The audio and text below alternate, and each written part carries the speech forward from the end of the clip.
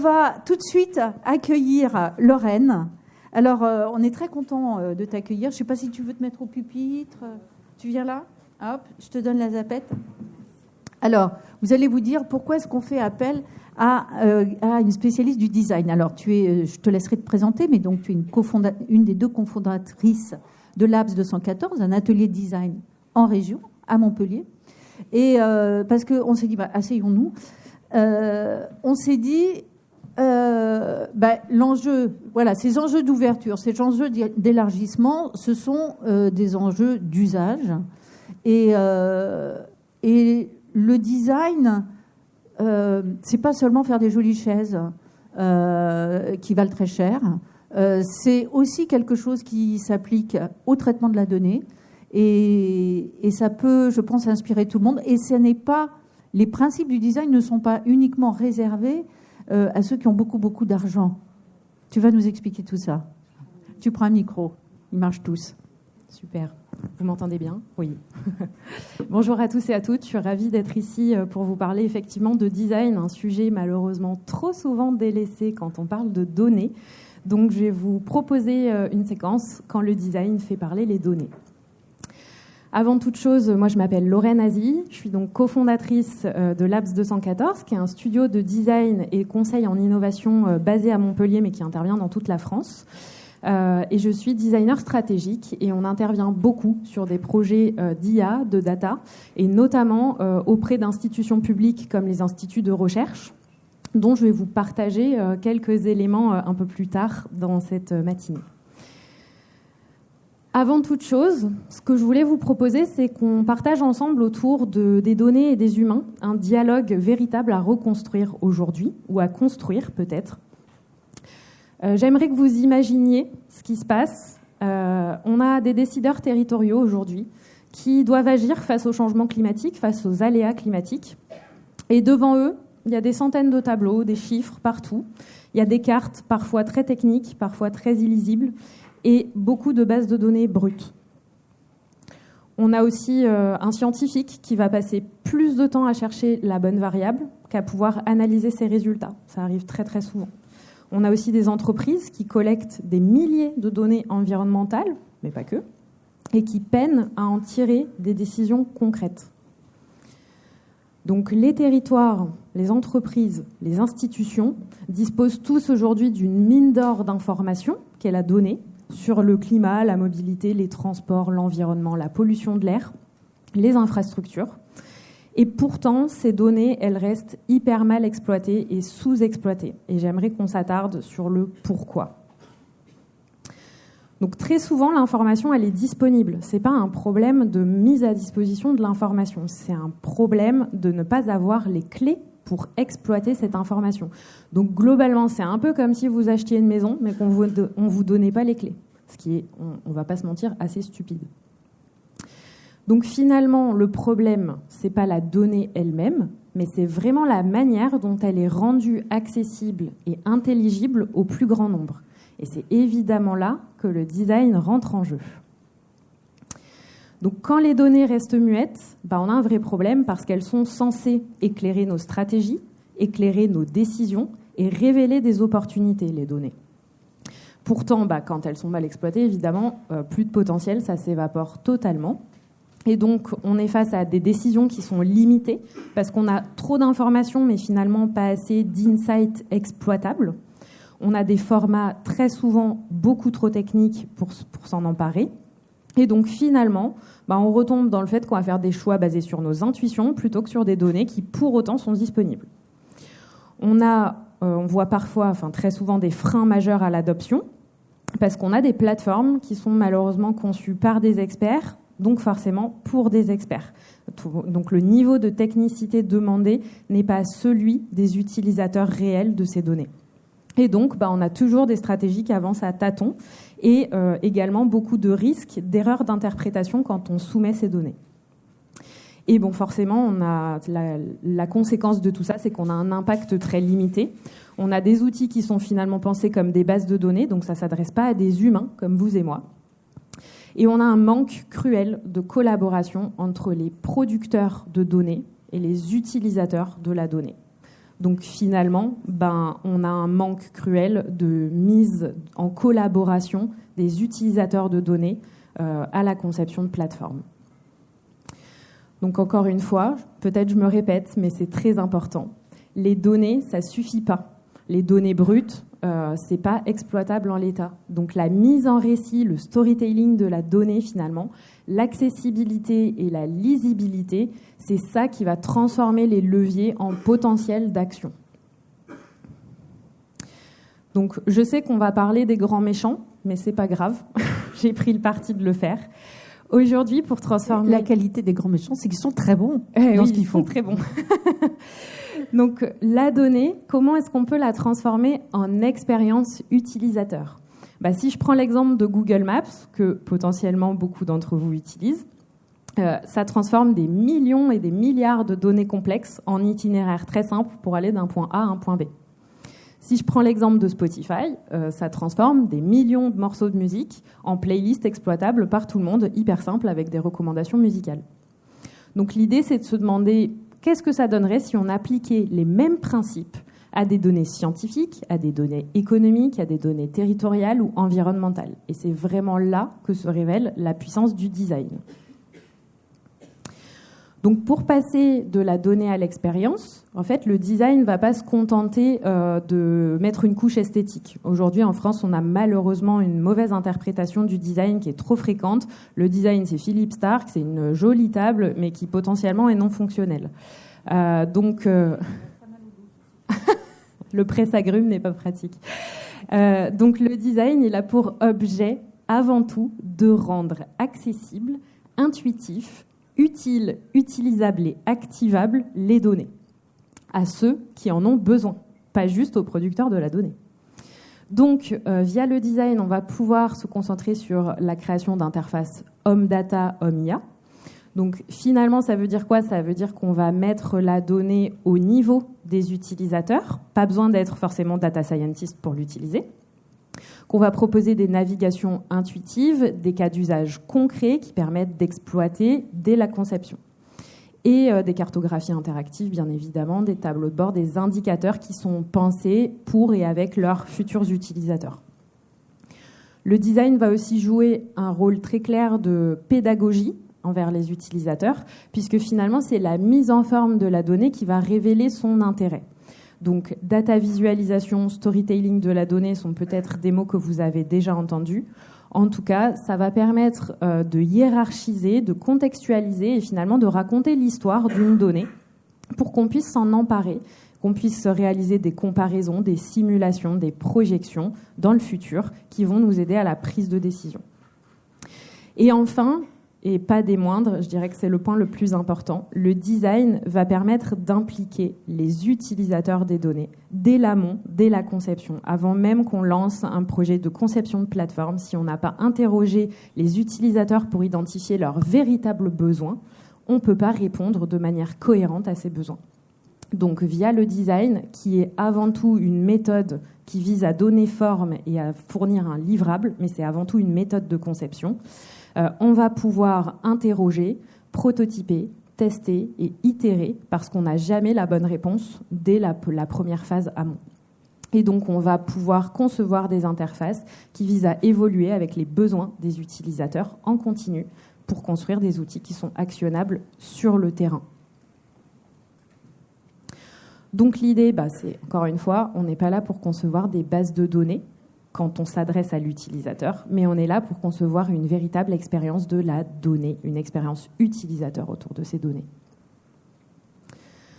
Donc, je vais vous partager quelques retours d'expérience, tous les projets en fait qu'on a menés, par exemple, avec des instituts de recherche. Je vais vous présenter directement les interfaces et la manière dont on a récupéré les besoins de ces utilisateurs pour mettre en forme les données et leur mettre à disposition. Donc, on a travaillé sur un gros projet avec l'Ifremer qui s'appelle DataArmor, qui est le futur portail de données, services applicatifs et centres de calcul haute performance à destination des scientifiques de l'Ifremer, mais pas que. On a démarré la conception avec plus de 35 scientifiques sollicités de l'Ifremer, mais pas que, évidemment. avec tous leurs partenaires. Donc ce que vous voyez à l'écran, c'est le résultat final, bien évidemment. Et ce qu'on a pu observer pendant tous nos entretiens, avec toutes les personnes qu'on a interrogées, on a pu se rendre compte qu'il y avait un vrai problème aujourd'hui dans l'accès à la donnée scientifique. C'est que la donnée, elle n'est jamais associée à des outils d'exploration, de traitement, d'analyse ou de simulation. Donc finalement, les métadonnées qui sont censées être riches et qui vont permettre d'exploiter ces données, donc les métadonnées, ça peut être les services, les applicatifs relatifs à ces données, les outils de traitement, les visualisations, les manuels utilisateurs, tout ça n'était pas disponible.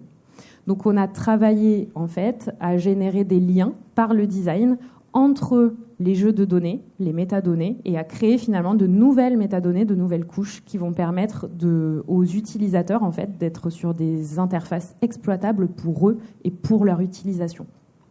Donc ce que vous pouvez voir, c'est que ici on a la page d'un jeu de données qui est présenté, donc ce sont les métadonnées du jeu de données.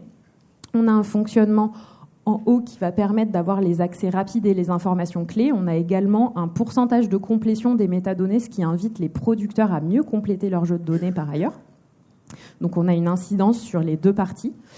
On va retrouver des onglets qui vont nous permettre d'avoir une description de la donnée, d'avoir les accès déterminés aux données, que ce soit les chemins directs vers le calculateur, que ce soit les accès en téléchargement sur des périmètres restreints, les accès de cartographie de la donnée. On va également avoir toute une partie généalogie qui permet d'avoir les éléments sur les chaînes de traitement appliquées à ces données, parce que c'est extrêmement clé pour les scientifiques. Et on va avoir tous les services associés. Donc, est-ce qu'il y a un manuel utilisateur? Est-ce qu'il y a des outils et applicatifs métiers qui ont été conçus par les producteurs de données pour pouvoir exploiter ces données? Et également, on va avoir un onglet de questions-réponses aux producteurs qui va permettre de faire le lien direct entre le producteur de la donnée et ses utilisateurs, puisqu'aujourd'hui, ils n'ont aucune visibilité sur les questions que se posent leurs utilisateurs et ils n'ont pas moyen d'y répondre facilement. On a également identifié un vrai sujet sur l'accès, la recherche de ces jeux de données en sciences. Donc on a des volumes massifs d'informations qui sont traités, on a une recherche qui est longue et laborieuse avec des multiples critères et facettes. Et en fait, le problème, c'est que tout le monde n'est pas data scientist, même dans les chercheurs. Il y en a qui sont dans les labos avec des éprouvettes, qui passent pas leur temps à traiter de la donnée. Donc pour rendre ça le plus accessible possible, aujourd'hui, l'idée, c'est d'intégrer aussi des recherches avancées en IA pour pouvoir intégrer la recherche en langage naturel qui s'ouvre à beaucoup plus de monde et qui va permettre de simplifier et d'accélérer la recherche. Et en termes d'expérience utilisateur, on est venu ajouter des fonctionnalités qui vont permettre à des scientifiques de conserver, de sauvegarder leurs recherches pour pouvoir, lorsqu'ils ont passé du temps à paramétrer des critères, pouvoir les retrouver facilement et être alertés quand de nouveaux jeux de données sont disponibles sur ces critères.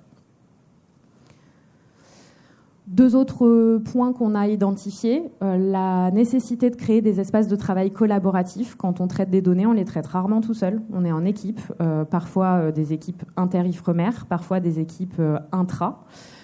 Donc on avait besoin de concevoir des fonctionnalités qui vont permettre de partager les jeux de données, de traiter la donnée ensemble, de lancer des calculs coopératifs inter-instituts. Donc on a toute une gamme de fonctionnalités collaboratives et c'est là où vous voyez en fait que l'expérience utilisateur autour de la donnée, ça ne concerne pas que la donnée. Et également la partie aide aux producteurs, puisque dans nos recherches, on a évidemment interrogé des producteurs de données en amont, et on s'est rendu compte que pour eux, la mise à disposition des jeux de données, elle est hyper fastidieuse. Ils doivent remplir des centaines de métadonnées de manière très très lente, à la main. Ils doivent les faire valider. Donc on a pris le parti de faciliter aussi les dépôts, parce qu'un dépôt facilité, c'est un meilleur jeu de données du côté de l'utilisateur. Et donc on a réfléchi à des mécanismes d'IA qui permettent d'importer un fichier de données et de données, et qui va permettre de lire semi-automatiquement et de pré-remplir toute la partie mise à dispo de la donnée chez les producteurs. Donc en fait, on réduit drastiquement le temps d'implémentation des jeux de données, ce qui permet d'avoir une complétion des métadonnées beaucoup plus importante, et ils vont pouvoir se concentrer sur cette capacité à créer des liens avec les services existants. Je vais vous parler aussi de Gaia Data, Dataterra, qui est le consortium des instituts de recherche qui vise à étudier le système Terre de manière intégrée, la biodiversité, l'environnement et le climat. Donc on a travaillé sur ce projet notamment avec l'IRD et le CNRS, mais on a interrogé plus de 50 scientifiques issus de 7 à 8 communautés différentes, puisqu'évidemment là on parle de rassembler biodiversité, terre solide, surface continentale, climat, atmosphère, océan et j'en passe. Donc des profils de recherche très variés. Un point qui nous est apparu comme absolument nécessaire lorsqu'on a fait les entretiens, l'enjeu est à l'interopérabilité pour pouvoir faire parler les communautés, parce que les aléas climatiques nécessitent de casser tous les silos. Donc on a eu la nécessité d'intégrer les principes FAIR, la fairisation des données. Donc pour vous redonner les éléments, FAIR c'est findable, est-ce que c'est trouvable, accessible, est-ce que c'est accessible, interopérable, est-ce que je peux le travailler, le croiser avec d'autres jeux de données, et est-ce que c'est reusable, c'est-à-dire est-ce que je peux le réutiliser. Donc on a mis en place, on a implémenté ce qu'on appelle un score FAIR sur la plateforme qui permet sur chaque jeu de données, chaque métadonnée, de voir tout de suite en un clin d'œil quel est le score FAIR de ma donnée. Et si typiquement j'ai un pourcentage de réutilisation qui est très très faible, ça ne sert à rien que j'utilise cette donnée parce que je ne vais pas pouvoir l'exploiter. Donc ça permet de donner envie aux producteurs, encore une fois, de renseigner mieux leurs métadonnées, de faire en sorte que leurs données soient interopérables et réutilisables, et aux utilisateurs d'avoir une vue très claire sur la qualité des données mises à disposition. Mais c'est quoi un coefficient? Comment est-ce qu'on évalue chacun de ces différents critères? Alors, l'interopérabilité, j'imagine le respect d'un certain nombre de standards, idem peut-être pour l'accessibilité, mais le côté trouvable et réutilisable, comment il y a des processus sur lesquels tout le monde est d'accord là? Alors, c'est des choses qui sont en train de se créer, donc je dirais que c'est pas complètement théorisé, mais justement ça fait partie du début du modèle. Mais sur la partie réutilisable, typiquement, dès lors qu'on va avoir, ça reprend ce qu'on a dit juste avant sur l'Ifremer, dès lors qu'on va avoir des services associés aux données, des Jupyter Notebook qui permettent d'appliquer des chaînes de traitement en Python par exemple, ou des manuels utilisateurs, des chaînes de traitement explicitées sur comment on en est arrivé là dans les données, alors on a beaucoup plus de chances que la donnée elle soit réutilisable. Donc on a des moyens de calculer des scores. Moi je rentrerai pas dans le détail du calcul du score qui leur incombe, mais en tout cas par le design on a identifié cette opportunité qui s'est transformée en enjeu stratégique. Autre point, Gaia Data, c'est vraiment la vision transverse. On mixe des communautés qui n'ont rien à voir. Certains étudient la biodiversité, comme le PNDB. Donc, on parle de données d'espèces. D'autres utilisent la donnée satellitaire. Donc, on parle de données spatiales. On a eu besoin de faire cohabiter là-dedans tout un tas de données différentes, notamment dans la partie recherche de la donnée. Et c'est pour ça qu'on a défini des interfaces en fait qui sont contextuelles en fonction des variables que je vais choisir, des éléments que je vais sélectionner dans mes requêtes. Et je vais avoir soit une liste de jeux de données, parce que la requête elle n'est pas contextualisée spatialement, j'ai pas de jeu de données spatialisé. Soit la requête elle se fait par cartographie directement, parce que ce sont des données cartographiques et spatialisées. Je vais pouvoir y ajouter des filtres cartographiques en supplément. Et si j'ai un intérêt à avoir tous ces affichages en même temps et que les données me le permettent, alors je vais pouvoir le faire. OK. Je vais passer très rapidement, mais on a également travaillé avec l'IRD sur Climat Sud. Et là, un vrai enjeu de coopération entre l'hémisphère sud et nous, donc avec la capacité à rendre accessibles des ressources de calcul partagées et avoir également une éco-conception absolument nécessaire puisqu'on a des bandes passantes très faibles et la nécessité de télécharger des données en périmètre restreint. Donc là encore, le design a permis de trouver des solutions sur la capacité à traiter la donnée et à l'utiliser. Et également, storyteller la donnée pour un public peu averti, qui était le décideur politique, en l'occurrence là. Donc ici, ce que vous voyez, c'est un Climate Explorer. Vous rentrez une ville ou un pays et vous allez pouvoir avoir, en tant que décideur, un storytelling, un détail de ce que veut dire la donnée, mais un détail textuel et des séries temporelles de température ou de précipitation, mais qui vont toujours être associées à, encore une fois, un récit narratif autour de cette donnée pour qu'elle soit comprise et utilisable et pas mal interprétée, surtout. Et évidemment, le design intervient aussi dans la conception d'indicateurs, de data visualisation, et pas que dans la recherche scientifique, bien évidemment, puisque nous, on travaille aussi avec des bonnes boîtes tech, quoi. Donc, juste un point sur la méthode qu'on emploie. Comment on transforme la donnée en outil stratégique ? Eh bien, on emploie les mécanismes du design de service, de l'UX design, donc User Experience Design. Et je rappelle que l'enjeu, c'est pas que ce soit joli et intuitif et c'est tout. L'enjeu, c'est avant tout que ça réponde à un vrai besoin. Alors, évidemment, si c'est joli, on a envie de l'utiliser. Mais si c'est juste joli et que ça répond pas à un besoin, ça ne sert à rien. Donc, on se concentre absolument pas sur le joli en premier lieu. Et la méthode, c'est première partie, définir, cadrer le projet, comprendre les enjeux, identifier qui vont être nos utilisateurs cibles. Deuxième partie, planifier, et c'est le plus long, on ne va pas se mentir, mais c'est planifier toute la recherche centrée utilisateur, c'est-à-dire des études d'usage, savoir à qui je m'adresse, pouvoir parler à ces gens, les regarder évoluer dans leur contexte naturel, savoir comment ils font d'habitude, qu'est-ce qui pêche, qu'est-ce qui pose problème et où est-ce qu'on va pouvoir trouver des opportunités d'innovation ou d'amélioration. Ensuite, c'est mettre en place cette recherche, donc c'est-à-dire être au contact de ces gens qui vont utiliser, qui vont nous partager leurs besoins, leurs problèmes, leurs enjeux. Et ensuite, on rentre dans ce qu'on appelle des phases de design sprint. Donc c'est vraiment des sprints de conception hyper accélérés, ça dure 5 jours. On a 3 jours d'ateliers de co-création avec les équipes projets et souvent avec des utilisateurs intégrés aussi. Ces phases, elles se font très souvent en full distanciel, bien évidemment, parce qu'on a des utilisateurs qui parfois sont au Pérou, en Thaïlande et en France. Suite à ces ateliers, donc dans ces ateliers, on va mettre à plat finalement quelles sont les problématiques auxquelles on souhaite répondre, qu'est-ce qu'on veut résoudre, à quoi ça va ressembler, comment on va lui donner forme, quelles sont les fonctionnalités clés. Et ensuite, nos équipes s'emparent de tout ça pour concevoir un premier prototype qui c'est vraiment faire croire que ça existe alors que ça n'existe pas encore. Donc c'est comme si vous étiez sur une vraie plateforme, sauf qu'elle est fausse, en fait. Mais elle est cliquable, elle est interactive, elle est utilisable. Et on la produit en 2 jours seulement. Pourquoi en 2 jours ? Parce que plus on passe de temps, plus on s'attache au design, moins on y passe de temps, plus on est soumis à itérer vite. Et c'est vraiment ça l'enjeu, parce qu'on n'aura jamais toutes les bonnes réponses dès le départ.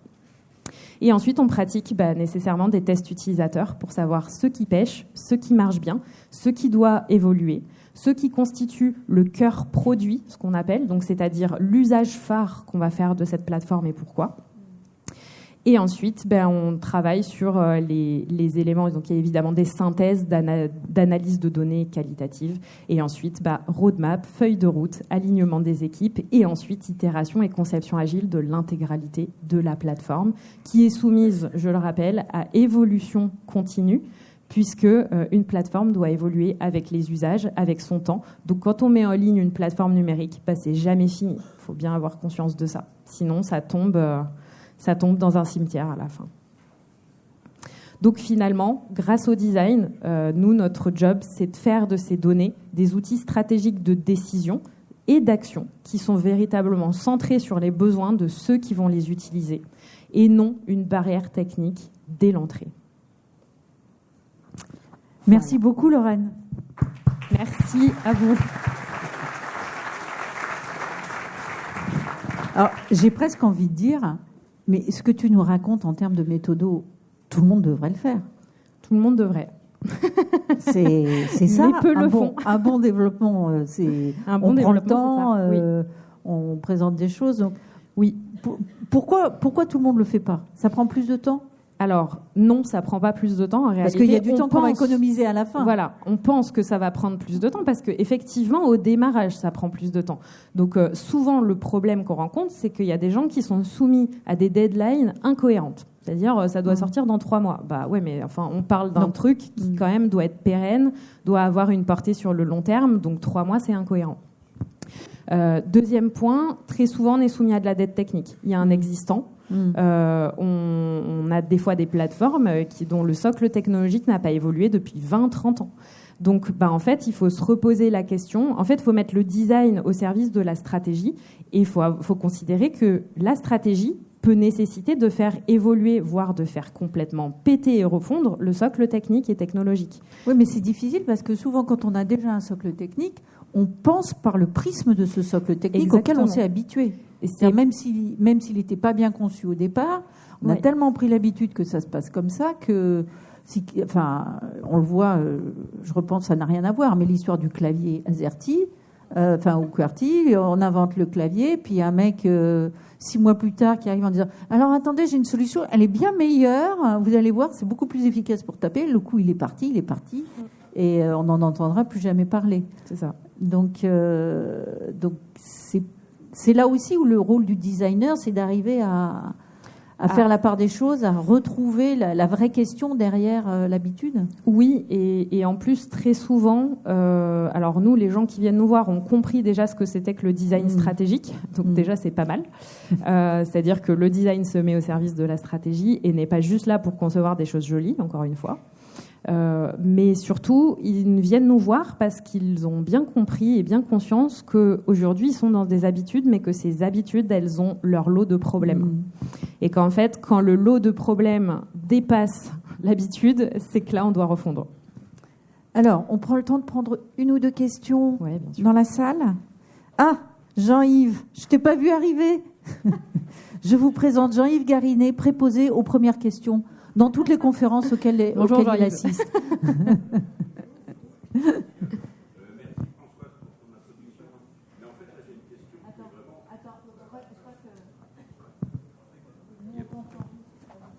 Oui, voilà. C'est une question qui rebondit complètement avec ce que tu viens de dire. Et je vois très bien la démarche de conception, très très bien. Il y en a beaucoup qui la font, mais j'ai une grosse question, c'est le contexte technique. C'est-à-dire que le contexte technique, est-ce qu'il est imposé au début? Est-ce qu'on doit faire ça dans une plateforme qui est imposée? Ou est-ce qu'on doit choisir l'outil au fur et à mesure de la démarche? Et puis choisir l'outil peut coûter très cher. Et donc l'outil et l'environnement dans lequel on va déployer la solution est quand même extrêmement contraignante. Et donc voilà. Alors déjà, ce sont deux besoins différents, mais les deux nous sont amenés. Parfois, ce sont des plateformes où on est obligé de conserver le socle existant. Parfois, on sait déjà qu'il y a l'ouverture pour le casser. Donc déjà, je dirais qu'on répond, la démarche sera la même, mais on n'ira pas chercher autant d'ouverture si on a un socle technique fermé. On va d'abord comprendre qu'est-ce que ce socle technique permet de faire et de ne pas faire, puisqu'on n'ira pas sourcer des opportunités que l'on ne peut pas faire. Par contre, on continue de faire évidemment de la recherche utilisateur parce que dans un périmètre donné, on a quand même plein d'opportunités à saisir et que ça nous permet malgré tout de nous rendre compte, parce que c'est déjà arrivé, que in fine, a posteriori d'une recherche, on se rend compte que oui, il y a un périmètre imposé, sauf qu'il ne répondra jamais aux besoins des utilisateurs qui, sur le long terme, doivent trouver réponse. Et donc la question se pose de créer des plateformes intermédiaires, c'est-à-dire de conserver la plateforme existante pendant un temps donné, par exemple 2, 3, 5 ans, mais de travailler en parallèle sur un nouveau socle technologique à horizon de 5 ans pour mettre en place un relais ensuite qui va permettre de répondre aux besoins, au cœur produit, en fait, ce que j'appelais le cœur produit tout à l'heure. Jean-Yves, il rêve d'avoir le temps de faire ça. D'avoir des clients qui sont prêts à financer ça. Une autre question, Serge.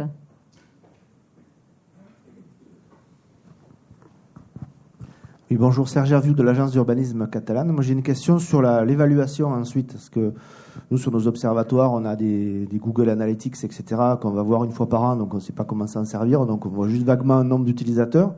Mais est-ce que du coup, dans le design, est prévu des mesures un peu plus fines pour savoir ce qui fonctionne et ce qui ne fonctionne pas sur ces plateformes ? Oui, alors justement, parfois il n'y a pas du tout d'analytics, parfois il y en a. Bon, quand il y en a, l'analytics c'est génial, mais ça n'apporte pas de compréhension de l'usage réel.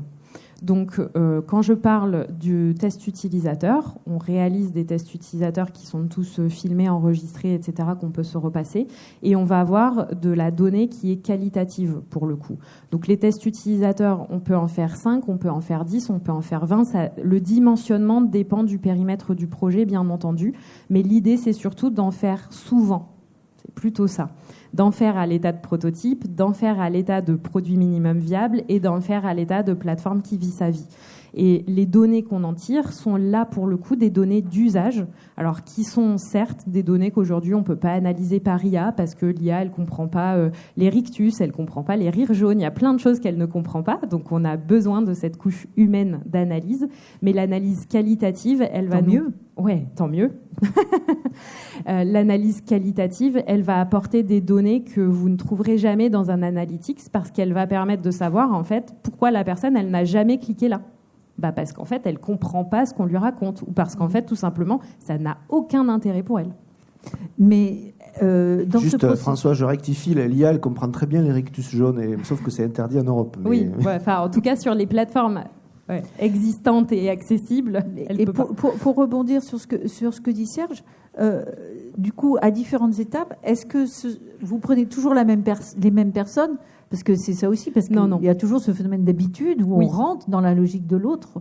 Alors le principe, c'est d'élargir le panel à chaque fois. C'est-à-dire que si je reprends le processus un peu global, je le remets à l'écran peut-être, sur la partie qu'on appelle user... Alors, je vous rassure, les supports seront à disposition de tout le monde. Donc si vous n'avez pas réussi à lire... tout ce qui est marqué, c'est pas grave. C'était pas l'enjeu de toute façon, voilà. Mais sur la partie user discovery, par exemple, je reprends l'Ifremer, on a interrogé 30 ou 35 scientifiques pendant un sprint de recherche utilisateur, donc ça a duré environ 1 mois. On a fait quasiment que ça. Donc ces 30 scientifiques, on a divisé le panel, on va dire, en 2. Il y en a certains qui ont testé ensuite a posteriori du design sprint. Et on est venu ajouter de nouvelles personnes. Donc, en fait, à chaque fois qu'on relance des tests, on reprend un petit bout du panel existant et on le complète par un autre, ce qui nous permet d'avoir des données d'antériorité et des données nouvelles. Et les panels utilisateurs sont choisis en collaboration avec l'équipe projet, évidemment, en fonction des profils qu'on veut cibler. Eh ben, merci beaucoup, Lorraine. Merci tu restes beaucoup. avec nous toute la journée, donc vous aurez l'occasion de discuter. Merci à tous. Merci.